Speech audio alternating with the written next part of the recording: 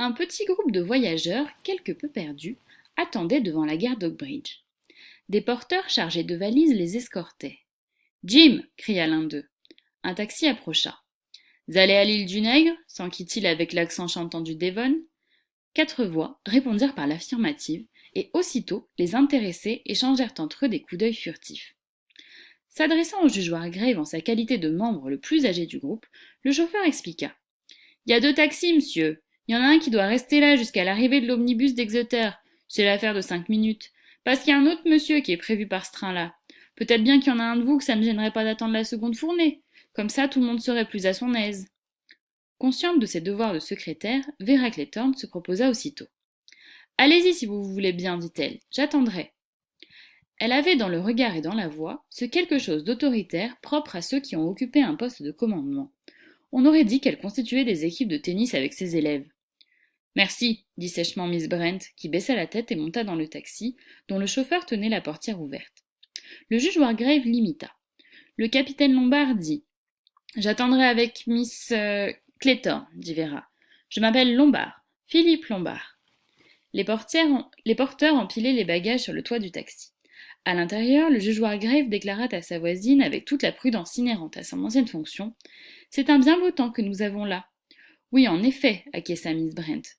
Très distingué, ce vieux monsieur, se dit-elle, bien différent du genre d'homme qu'on rencontre habituellement dans les pensions de famille du bord de mer.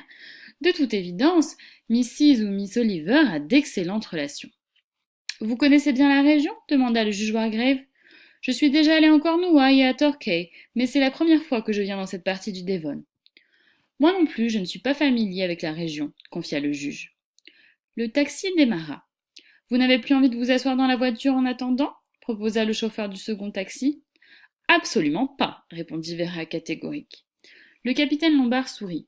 Ce mur ensoleillé est plus séduisant, à moins que vous ne préfériez l'intérieur de la gare.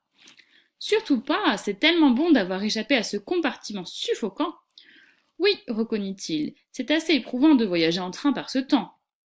J'espère quand même que ça va durer, le beau temps, je veux dire, déclara Vera sur le mode conventionnel. Nos étés anglais sont si traîtres. Vous connaissez bien la région, s'enquit Lombard, non sans un certain manque d'originalité. Non, c'est la première fois que j'y viens. Et, bien résolue à ne pas laisser planer d'équivoque sur sa situation, elle ajouta vivement. Je n'ai même pas encore vu ma patronne. Votre patronne? Oui, je suis la secrétaire de Mrs. O'Neill. Ah, je vois. Un changement à peine perceptible s'opéra chez Lombard. Son attitude devint plus assurée, son ton plus dégagé. Ce n'est pas un peu inhabituel comme situation? Vera se mit à rire. Oh non, je n'en ai pas l'impression. Sa secrétaire est subitement tombée malade, elle a télégraphié à une agence pour réclamer une remplaçante, et on m'a envoyé. Ah, c'est comme ça que ça se passe. Et si une fois arrivée, la place ne vous plaisait pas? Vera se remit à rire. Bah, c'est un emploi temporaire, juste pour les vacances. Pendant l'année, je travaille dans un collège de filles. En fait, je suis follement curieuse de voir l'île du Nègre. On en a tellement parlé dans les journaux. Elle est aussi fascinante qu'on le dit. Je n'en sais rien, répondit Lombard. Je n'y ai jamais mis les pieds. Vraiment? Les Oni m'en sont entichés, j'imagine. Racontez-moi, comment sont-ils? Un peu embêtant cette question, pensa Lombard. Est-ce que je suis censé les avoir rencontrés ou pas? Vous avez une guêpe sur le bras, s'exclama-t-il. Non, ne bougez pas. Il fondit sur sa proie de façon convaincante. Voilà, elle est partie. Oh, merci. Il y a beaucoup de guêpes cet été. Oui, la chaleur, sans doute. Qui attendons-nous? Vous êtes au courant? Je n'en ai pas la moindre idée. Le long sifflement strident d'un train entrant en gare se fit entendre. Ça doit être le train, fit Lombard avec originalité. Un vieil homme grand et d'allure militaire apparut à la sortie. Ses cheveux gris étaient coupés ras et sa moustache blanche taillée avec soin. Son porteur qui chancelait, un tantinet sous le poids d'une volumineuse valise de cuir, lui indiqua Vera et Lombard. Vera marcha à sa rencontre, la compétence faite femme. Je suis la secrétaire de Mrs. O'Neill. Un taxi nous attend. Je vous présente Monsieur Lombard, ajouta-t-elle. Les yeux d'un bleu délavé, perçant malgré leur âge, jaugèrent Lombard. L'espace d'un instant, ils exprimèrent un jugement, mais bien malin qui aurait pu le lire. Beau garçon, mais avec un je ne sais trop quoi de pas net. Ils montèrent tous les trois dans le taxi. Ils parcoururent les rues assoupies du petit bourg d'Oakbridge et empruntèrent sur un bon kilomètre et demi la grande route de Plymouth. Puis ils s'enfoncèrent dans la campagne, à travers un labyrinthe de chemins tortueux et verdoyants. Je ne connais absolument pas cette partie du Devon, déclara le général MacArthur. Moi, mon bled, c'est dans l'est du comté, à la lisière du Dorset. C'est ravissant par ici, dit Vera. Ces collines, cette terre rouge, tout est si vert et si luxuriant. Philippe Lombard émit une réserve. C'est un peu encaissé. Personnellement, je préfère les espaces découverts, les endroits dont on peut voir ce qui se passe. Vous avez pas mal bourlingué, j'imagine, remarqua le général MacArthur. Lombard eut un haussement d'épaule un peu dédaigneux. J'ai roulé ma bosse, répondit-il tout en pensant à part lui. Et maintenant, il va me demander si j'étais en âge de faire la guerre. Avec ces anciens combattants, ça ne rate jamais. Mais le général MacArthur ne parla pas de la guerre. Parvenus au sommet d'une colline escarpée, ils en redescendirent par un chemin enlacé menant à Stickle Haven, minuscule agglomération de cottages avec 2 ou 3 bateaux de pêche tirés à sec sur la plage. Ce fut alors qu'ils eurent leur premier aperçu de l'île du Nègre. Illuminée par le soleil couchant, elle émergeait des flots au sud. « Elle est bien loin ?» fit observer Vera surprise. Elle se l'était représentée différemment, proche du rivage et couronnée d'une somptueuse maison blanche. Hélas, il n'y avait aucune maison en vue, rien qu'une masse rocheuse, plus ou moins à pic, qui se profilait sur le ciel en évoquant vaguement une gigantesque tête de nègre. Le spectacle avait quelque chose de sinistre. Vera réprima un frisson. À la terrasse d'une petite auberge, le Seven Stars, 3 personnes étaient installées. Il y avait là le vieux juge, silhouette voûtée, Miss Brent, guindée, le buste raide, et un 3e individu, un costaud du genre Resbroofer, qui vint vers eux et se présenta. « On s'est dit qu'on ferait aussi bien de vous attendre, histoire de se trouver tous dans le même bateau, haha. Permettez-moi de me présenter. Davis, je m'appelle. Ma ville natale, c'est Natal, en Afrique du Sud, haha. » Il partit d'un grand rire aussi cordial que tapageur. Le juge Wargrave le fixa avec une malveillance quasi palpable. Il semblait avoir très envie d'ordonner qu'on évacue la salle d'audience. Quant à Miss Emily Brent, elle était manifestement en train de se demander si elle n'exécrait pas, au fond, les coloniaux dans leur ensemble. « Quelqu'un veut un petit verre avant d'embarquer » demanda M. Davis, histoire de mettre tout le monde à l'aise. Comme personne ne sautait sur sa proposition, M. Davis se retourna, l'index levé. « Dans ce cas, ne tardons pas. Notre bonheur et notre aimable hôtesse doivent nous attendre. » Il avait pu déceler un étrange malaise chez les autres membres du groupe, comme si le simple fait de mentionner leurs hôtes avait sur eux un effet paralysant. En réponse au doigt levé de Davis, un homme se détacha du mur contre lequel il était adossé et vint vers eux. Sa démarche chaloupée trahissait le marin. Il avait le visage hâlé par le grand large et l'œil noir et quelque peu fuyant. « Vous êtes prêts à partir pour l'île, monsieur, dame » demanda-t-il de sa voix teintée du doux accent du Devon. « Le bateau est paré. Il y a encore 2 autres messieurs qui doivent arriver en voiture, mais on ne sait pas à quelle heure au juste. Alors monsieur Onim a décidé comme ça qu'on les attendrait pas. » Les invités se levèrent. Leur guide les conduisit sur une petite jetée de pierre. Un canot à moteur y était amarré. « Il est bien petit, ce bateau, » grinça Emily Brent. « C'est un bon bateau, madame. Il vous emmènerait à Plymouth en un rien de temps, » riposta son propriétaire d'un ton persuasif. « Nous sommes nombreux, fit observer sèchement le juge Wargrave. Je pourrais en embarquer 2 fois autant, monsieur. » De sa voix plaisante, Philippe Lombard intervint. « Ça ira très bien. Grand beau temps, pas de houle. » Guère convaincue, Miss Brent se laissa néanmoins aider et monta à bord. Les autres suivirent le mouvement. Les invités ne fraternisaient pas encore. Ils avaient tous l'air intrigués les uns par les autres.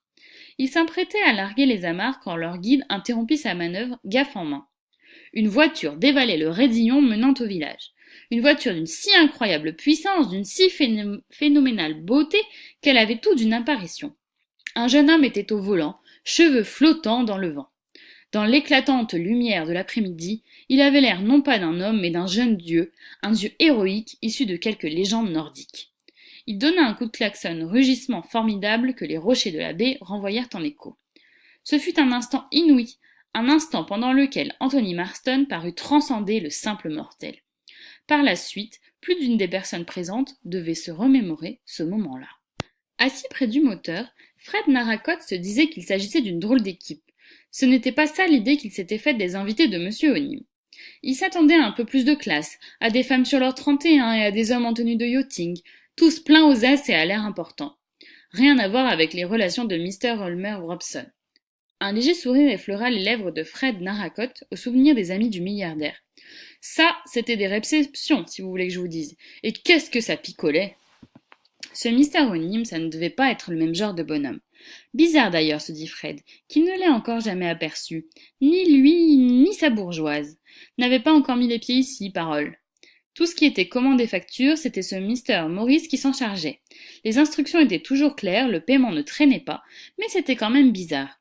D'après les journaux, il y avait comme un mystère au sujet de Onim. Fred Narracott était d'accord avec eux. Peut-être qu'après tout, c'était bien Miss Gabrielle Turk qui avait acheté l'île. Mais il écarta cette hypothèse en observant ses passagers. Pas ce ramassis, il n'y en avait pas un dans le lot qui ait quelque chose à voir avec une star de cinéma. Il les passa en revue d'un œil impartial. Une vieille fille, le style revêche, il en connaissait un tas des comme ça. C'était une harpie à tous les coups. Un vieux militaire, ça se voyait à son allure rentemplant. Une jeune femme, pas vilaine, mais plutôt quelconque, pas un morceau de roi, rien de la magie hollywoodienne. Le joyeux Dri qui faisait de l'esbrouf, lui, en tout cas, ce n'était pas un gars de la haute. Un commerçant retiré des affaires, voilà ce que c'est, estima Fred Narracott. L'autre bonhomme, le grand maigre à la mine famélique et au regard en coin, c'était un drôle d'oiseau. Lui, ça n'était pas impossible qu'il ait quelque chose à faire avec le cinéma. Non, il n'y avait qu'un seul passager potable dans le canon. Le dernier type, celui qui était arrivé en voiture.